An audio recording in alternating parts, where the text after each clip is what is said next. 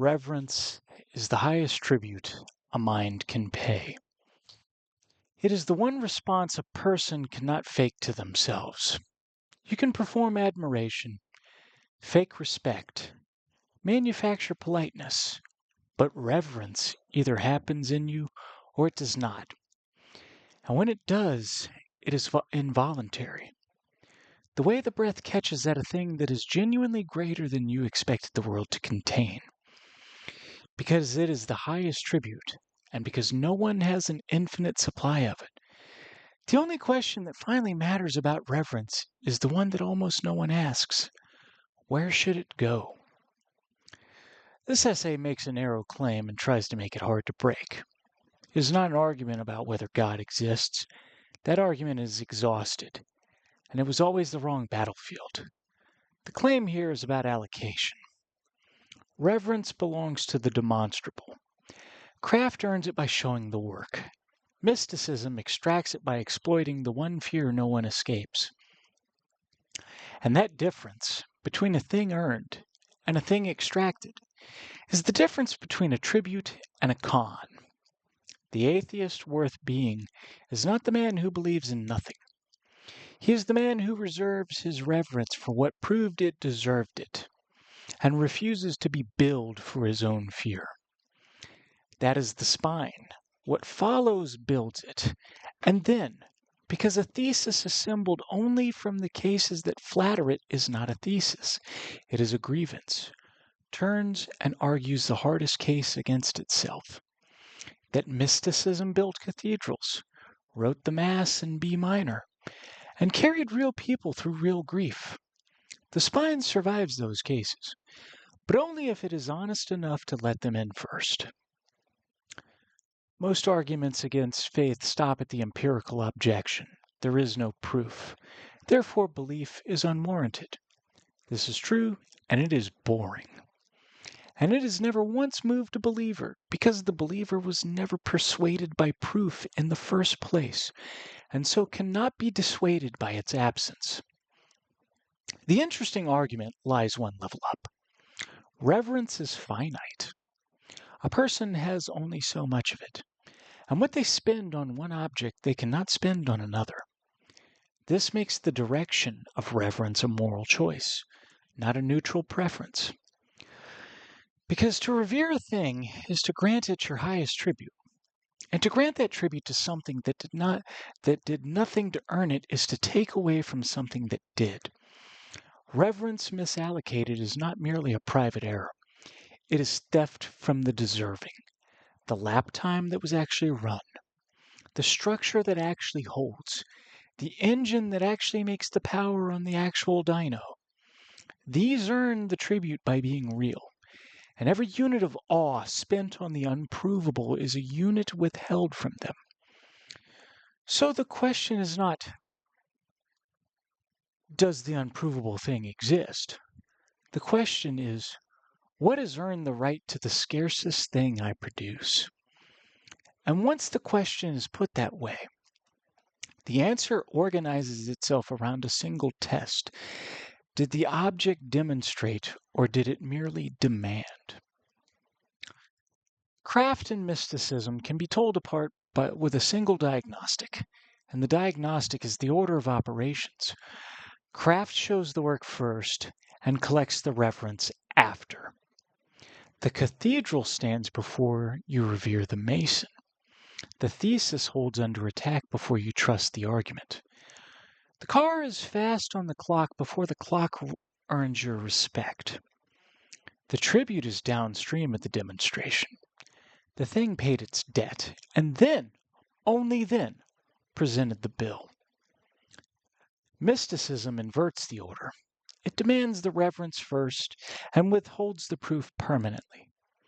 Believe, and the demonstration will come after death. In the next life.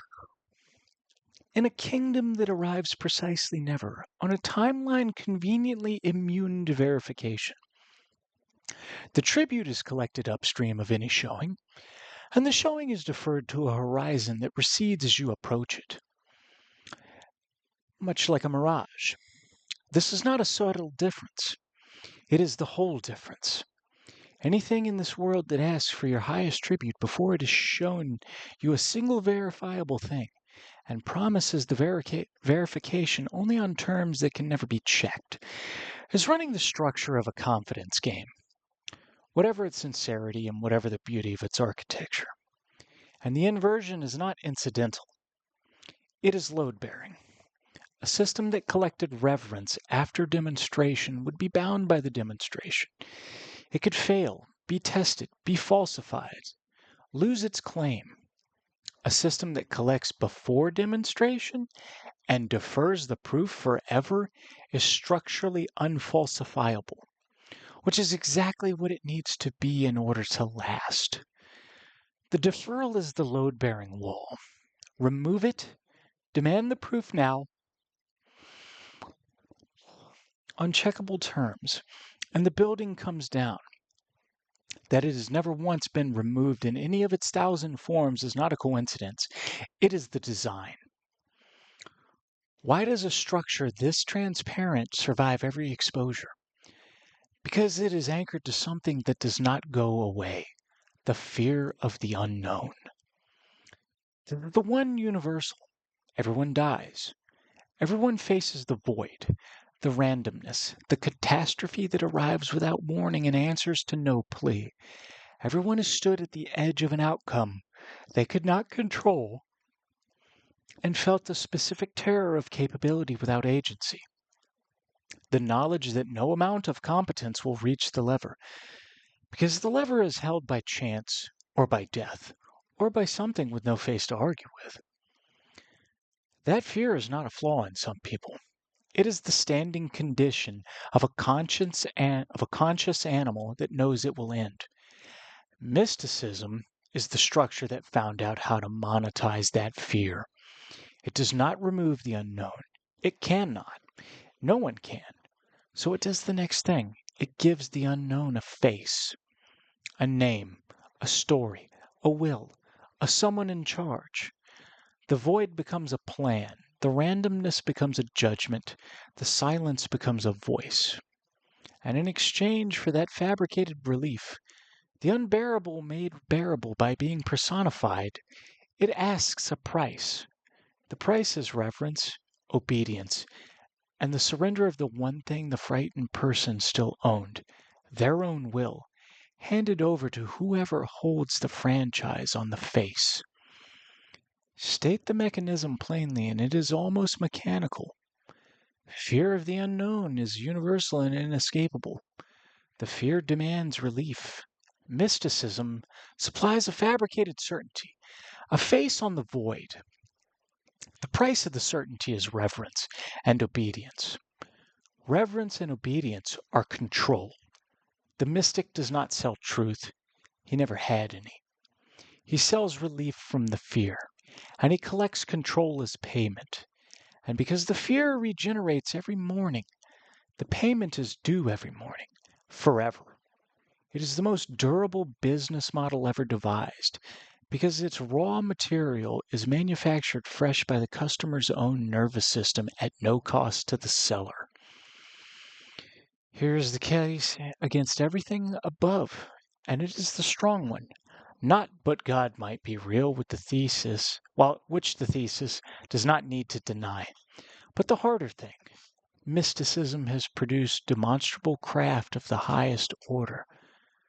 Chartres, the Mass in B minor, the ceiling of the Sistine Chapel, the illuminated manuscript, the Requiem, the moral architecture that built the first hospitals and fed the first poor at scale. If mysticism were only a con preying on the frightened, it could not have commissioned the most reverence-worthy objects human hands have made. A pure parasite does not write the St. Matthew Passion. Something real is in there. The objection is true, and it must be granted without flinching, or the thesis is just the grievance it accused the others of being. So grant it, and watch the thesis survive the granting. Because the resolution was inside it the whole time. The craft inside the cathedral is real and reverable. The mysticism that commissioned it is still a control mechanism that happened to hire extraordinary masons. These are two different objects, and the entire discipline is refusing to let them merge. The vaulting of Chartres is granite. It holds. It was solved. It demonstrates. Revere it without reservation. The doctrine that paid for the vaulting is sandstone. It demanded before it showed, and it never showed. You may stand inside the most reverence-worthy room ever built and direct every particle of your awe at the people who built it and at the stone that obeys the load, while directing none of it at the unprovable claim the room was raised to flatter. The Bach is granite. The God it was written for is not. The reverence goes to the composer. This is the move that separates the argument from cheap atheism. The cheap version has to call the cathedral a waste, the Bach a delusion's byproduct, the whole inheritance an embarrassment, and in doing so it commits the original sin a second time. It misallocates reverence, this time by withholding it from craft, that plainly earned it, out of spite for the doctrine attached. That is the same crime, inverted. The disciplined version revere the Mason harder, not less, because it can finally see him clearly, unobscured by the doctrine taking credit for his hands. There is a second objection, and it is aimed not at the thesis, but at the contempt that usually rides along with it. The argument as stated risks sneering at the believer as weak-willed, and a hostile reader will seize that sneer to discredit the whole structure, correctly, because the sneer is both ugly and wrong. It is wrong because the fear of the unknown is not a character defect. It is the universal human condition, and the people who feel it are not weak. They are human and unarmored. The crime in this whole account was never being afraid. The fear is the most reasonable response a mortal mind can have to its own mortality. The crime is the mechanism that farms the fear, the structure that keeps the unknown frightening on purpose so it can keep selling the relief. Aim the disdain there, at the franchise and not the frightened, and the argument gets harder to dismiss because it stops being contempt and becomes indictment. And there is a confession ode, which is what finally makes the argument honest rather than superior. The man who reveres craft over mysticism has not escaped the fear. He has felt it. The not knowing how much time is left. The outcome held by a lever he cannot reach. The void with no face on it. He simply refused the anesthetic and chose a harder armor. That is the whole difference. And it is not the difference between strong and weak. It is the difference between anesthetized by mysticism and armored by the demonstrable. The believer took the relief that was offered. The atheist of craft took the colder thing on purpose. The proven, the verifiable, the work that shows itself.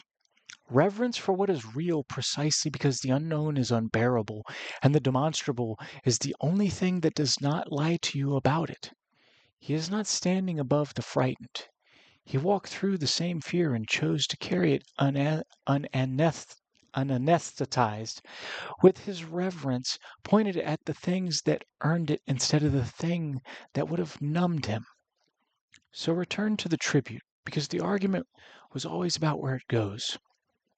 Reverence is the scarcest thing a mind makes, and what a person points it at is the truest map of what they actually value, truer than anything they profess. Point it at the demonstrable, and you have paid your highest tribute where it was earned, to the craft that showed the work, the structure that holds the load, the mind that solved the problem and lets you check the solution. Point it at the unprovable, and you have been charged your highest tribute for a relief you were sold, against a fear the seller keeps alive on purpose, with the proof deferred to a horizon that exists so it can never arrive. None of this requires denying that the unprovable produced beauty. It produced staggering beauty. It only requires the discipline to revere the beauty as craft, to give the awe to the hands and the stone and the held note, and to withhold it from the claim those things were raised to serve. The mason gets the tribute, the doctrine gets the door. That is the atheism worth having, not a belief in nothing, a refusal to misallocate the one tribute that cannot be faked. Revere what proved it. Withhold from what only demanded it, and do not, under any pressure of fear or beauty or inheritance, agree to be billed for the unknown by the only party in the room who profits from keeping it dark.